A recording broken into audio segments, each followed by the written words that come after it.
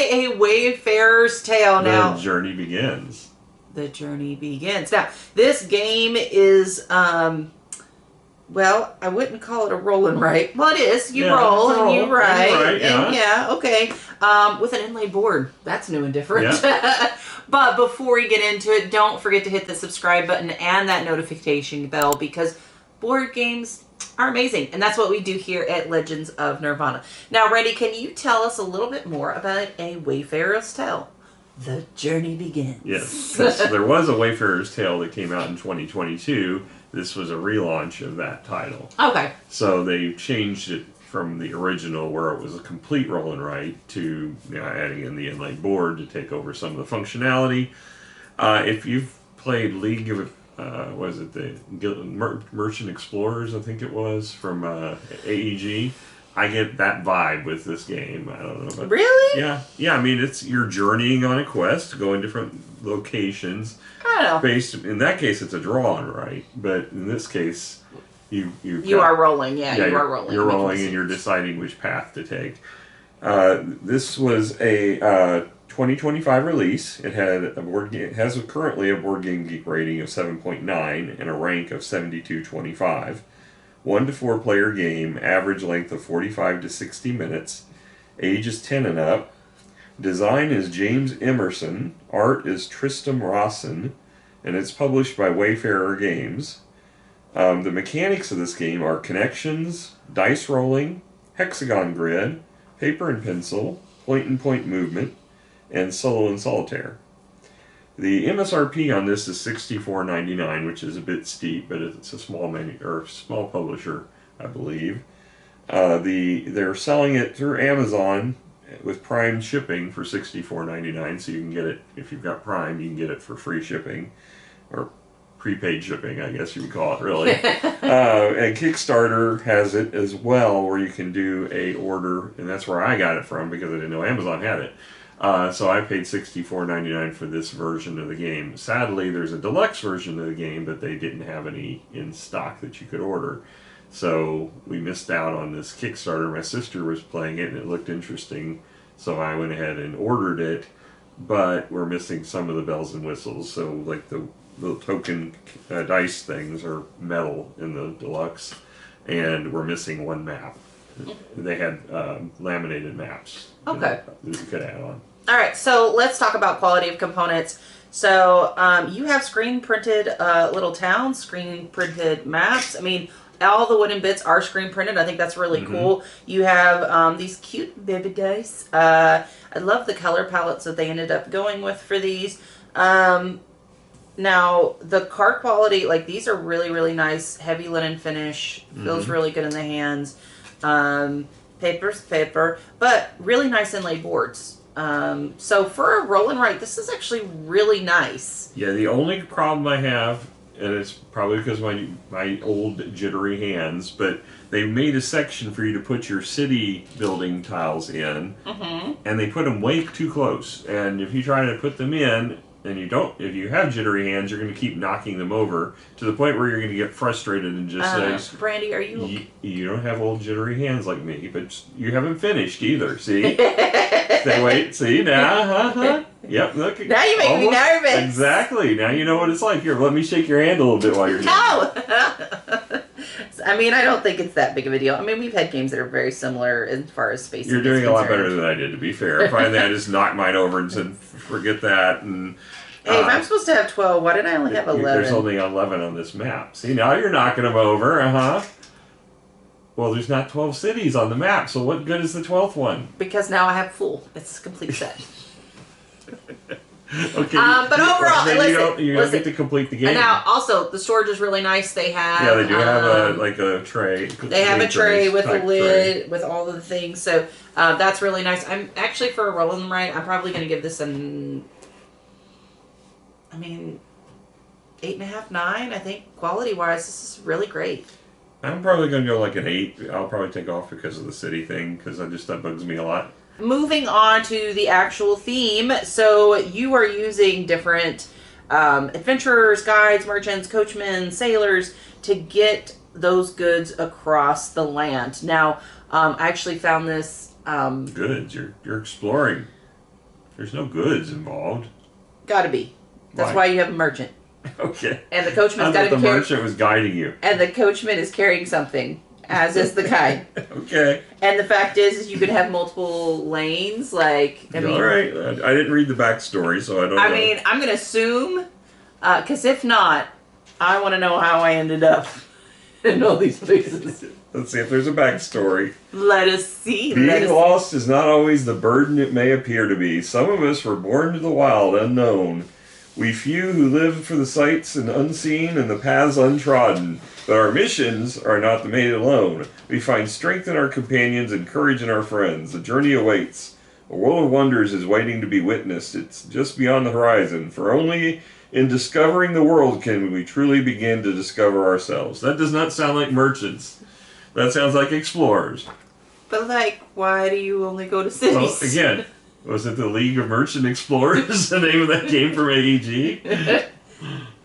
I would like to point out it don't make no sense. Okay. As long as we can clear that up, it's fine. You're traveling across the map, you're drawing arrows, you're reaching destinations and stopping a lot of taverns. And the art's okay, it's not great. So for theme-wise, I'll give this a 6. It's nothing great. It's a good time. I mean, level. I think the art of the characters is interesting, and then... It's nice, but it ain't great. Well, I think it's nice. I'm going to go ahead and give it a 7. I don't think it's nearly as bad as you do. We're talking about overall... You have a unicorn sea beast out there. I don't know what that is, but it's cool looking. I mean, I'm not saying that it's, like, not good. Okay. I'm just saying it's not great. I'm giving it a 7. Okay. I'm giving it a 6. Alright, so moving on to rulebook, Randy. Yes. How was that? The rulebook is nice. It's got a matching cover to the box, I believe. Nope, doesn't match. It's interesting, different. Woohoo! Yeah, Keeping it cool. it's 18-page rulebook, including cover and back. And you got, obviously, a one-page background story we just read. Because we didn't know what the background was.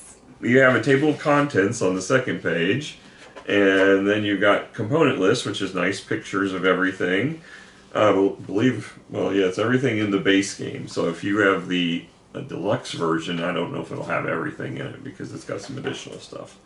Then you have the game setup, which is pretty simple to do. You just basically shuffle some decks and put dice and your tokens into various containers or spots on your table, whichever you prefer. Then it goes into how to play, which is basically a typical roll and write, except for whoever rolls gets an additional dice advantage. We'll talk about in gameplay. You've got each of the adventurers and what they do as far as how they help you on your way.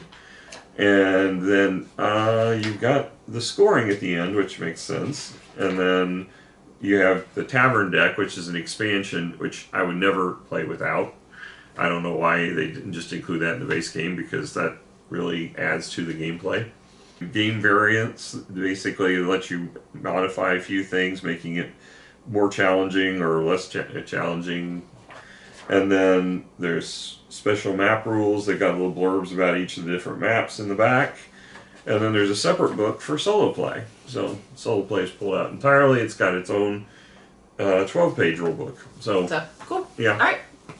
I think it does a good job. The only confusion we had was around the monsters, and I think that was just me breezing over the rules, because it was there's one track or one helper that does scoring a little different than the other ones do. I think I'm going to go ahead and give this probably an 8. Okay. All right, so moving on to gameplay, we're going to roll the dice. All right, now this, because I rolled, that 4 is just for me. Now, Randy can choose 2 of the dice in the white, and I'm going to try to go somewhere with these dice. Now, there's a couple of things that I'm looking for. I'm looking at each where of these people I can move. So, like, my sailor can only move in water. You should have a starting city on the board somewhere. So. Yes.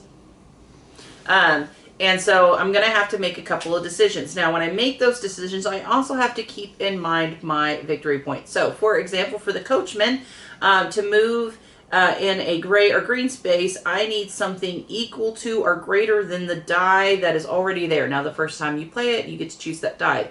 don't get too high too fast, okay? You need some flexibility. The one thing I did get confused is I thought it was greater. No, it's greater, equal to, or greater. So you got to keep that in mind. It's completely drawn exactly like a greater than or equal sign on the board, so there is no confusion if you know math. No, it's not on the board. It isn't? No. Okay, never mind. He lies. You have to read. You have to read the description. But it's in the description on that. Well, it says numbers equal to or greater, but I forgot because I only read it once, so that's what happens. Anyway, I'm just calling it out. So for example, I can do a 9 because I have access to the 4 and the 5. I can move up my 9, and now because I landed on a diamond, I get 9 victory points. 1, 2, 3. It's based on the number that you use to play there. The bad thing is there's monsters along the route, and if you land on one of those, you also subtract those victory points. Because at the end of the day, if I move up again, I'm going to have to play a 9 or higher, and the next one's a monster. But the one after that is 2 times diamond. So it may not be bad for me to get a 10 because then the next one I'm going to maybe try to get a 12 and get 24 points, right? Mm-hmm. So just kind of, but the game's close to ending by the time you end some of these tracks. So you want to be very careful about going into monster territory to get the end of the game bonus. It depends on if you focus on going up one track. The problem is if the terrain types are tied to the track. So there's 2 different terrains for each one. I got to a point where I was really nervous. I couldn't actually get to all my cities because all of those tracks that would advance those 2 because I used them for others were completely capped out. Okay, so because I went here, I get a gray or a green. So I've decided I cannot move because I'm completely full. So we're going to pretend that's a thing. And because I can't, I'm going to use a missed roll, so I get to X that out. After someone does 3, the game ends up ending. Or you play all your cities. So remember, this game's kind of pretty much done, so that's why we have problems. Yeah. All right. And then this next one here, this one's actually a little bit different. You left off something here because the guy, the person that's up there, was it the coachman? He likes to stop at bars along the way, which makes sense because he's driving. So he's driving the cart, getting drunk, but you have to unlock the taverns in order to advance him. So you have to reach the first tavern is here, and you can't bypass it until that's marked. And there are plenty on the board. Yep. I see 3. Yeah, and he only needs 2. So you got some options there. All right, so now the merchant. Now, say if I have the same dice, and I have a 9, for example, or I can have a 6, a 7, 5. Let's see. I'll take a 5. All right, so if I take the 5, I can place one of my cubes here. Now, I don't get anything because I'm not completing a row or column, but I do get to move in the sand or the grass area. Now, that being said, once I do end up once I complete a row, I will end up getting a chest. Now, when I get a chest, I will roll this die here, and I will get 3 victory points. Now, because at some point you're going to have to put them on the monsters, I'm going to be rolling this die, and I will get -6. This board cost me victory points. It did not gain me any victory points. I got a lot of victory points from it because I had multipliers for the chests. But basically, if you complete a row and a column simultaneously with the monster, you're going to roll the die once for the monster first, and that's going to be a negative value, and then you're going to roll 2 times for the chests, so you're going to get 2 positives, and then there's multiplier tokens, and you can apply those to that to multiply that score by 2. So if you had a 1 for the monster and 2 6s, you end up with 11 points. You could double it for 22. You can get a lot of points, but you have to collect those tokens. Yeah. And there's also reroll tokens or shields that you can pick up that let you reroll if you roll a 6 for the monster or something like that. Correct. All right, so that one being said, Sailor is pretty straightforward in the fact that you just need a pair. Now, keep in mind there's monsters and there's diamonds, so if you have a pair of 1s, like I did for the monster one, I was like, woohoo, I only lost 2 points. But with the diamonds, I had double 6s, right? So that was fantastic. And then the guide is it has a minimum requirement to move through the boxes. So again, there are diamonds and monsters on here, and you got to pay attention to what the requirements are. Adventure is a little bit different. So you're going up the mountain. So your first eye is uninhibited, but you have to continue to climb or go down based on the direction of the line. So basically you're climbing up a mountain and down a mountain. And again, there are monsters, and again, there are diamonds, and you have to plant appropriately. Yep. I will say, I actually had a lot of fun with this game. Yeah, I mean, I enjoyed it. It's interesting, but it's the one thing I miss the bouncing around. You know, as far as a roll and write, that's an element I enjoy a lot in a roll and write. Oh, it's being able to trigger this, so it triggers that. There's none of that in this game. Yeah, that is kind of sad. We didn't talk about the tavern cards. These cards are an add-on, but you should use them. If you get to a tavern, you get to draw the top 2 cards, and you get to pick one. Now, some of these are going to give you a special ability. It's a one-time use ability. Some of them are going to have in-game scoring. Some of them are going to have like destinations where if you travel to that destination after the fact, you'll get points for making it to that destination. And some of them will add additional followers who you can use. And this is where I got the confusion about the greater than or equal, because mine did have greater than or equal printed on it. Oh, see, yeah. Pretty. All right, so these explorers will get added into your population and then give you another alternative ways to move up the track, get victory points, or and it gives you additional travel destination colors. Which would have, now that I know, be very useful. Yeah, and there's 5 of these in the deck, so you can replace, when you get a card, you get one of these dwarves to add to your. I had the mercenary, and he helped me a lot. So. Okay. All right. Well, what's your rating? As far as this being a roll and write, it doesn't feel like a roll and write so as much. Again, it feels like a League of Merchant Explorers to me. I think it's got interesting mechanics. I like the fact that the different travelers move you different ways, and you get points or lose points different ways on them. I think that I'm probably gonna, it's definitely not. If I'm trying to compare to roll and writes, I don't know how to compare it to because they're not the same genre almost. Even though it is a roll and write, it's very different. Yeah, I'm probably going to go ahead and give this a 7.5. I'm fine with a 7.5. I had fun. Mm-hmm. I enjoyed it. It was definitely solid in my point, but it doesn't give you that bounce flavor that. Yeah. That's what I'm missing. I wish that were there. Yeah. Well, guys, thank you so much for joining us. We had an absolute blast. Hopefully, you'll come hang out with us again. We'll catch you guys later. Bye. I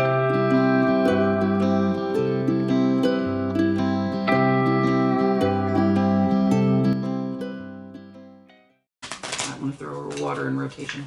Don't want to throw water in rotation. There's never going to be a time where I want to do it. Well, how about you need to throw water in rotation? Under duress? Lots and lots of duress. I have lots and lots of duresses I put on.